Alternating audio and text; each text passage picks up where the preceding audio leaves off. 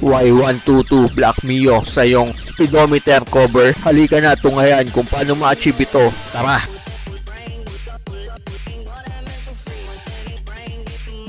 Ito ang itsura ng ating lumang speedometer cover bago natin ito pinturahan. Sa umpisa ng ating gawain, gumamit tayo ng 600 grit na sandpaper upang matanggal ang lumang pintura nito at 1000 grit naman upang ating pakinisin muli ito. Lumamit tayo ng KPP plastic primer upang kumapit ang ating pintura. Napakainam nitong gamitin lalong-lalo na sa mga inner flarings na mahirap kapitan ng ating pintura. Transparent lang ang kulay nito. Layer by layer lang ang pag-apply nito mga samurayan. Sandangkal na distansya naman kapag tayo nagpipintura.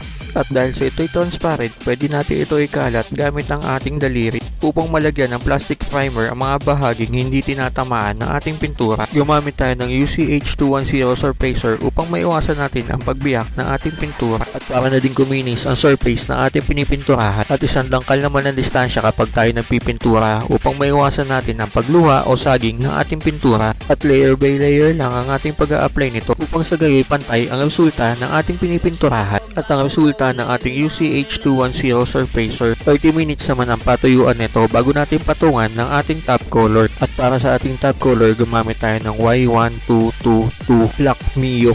Sandangkal na distansya pa rin pag tayo nag-a-apply ng ating top color. Layer by layer pa rin ang ating pag-apply upang pantay ang resulta ng ating pintura upang sa gayoy may iwasan natin ang pagtulo o saging ng ating pintura.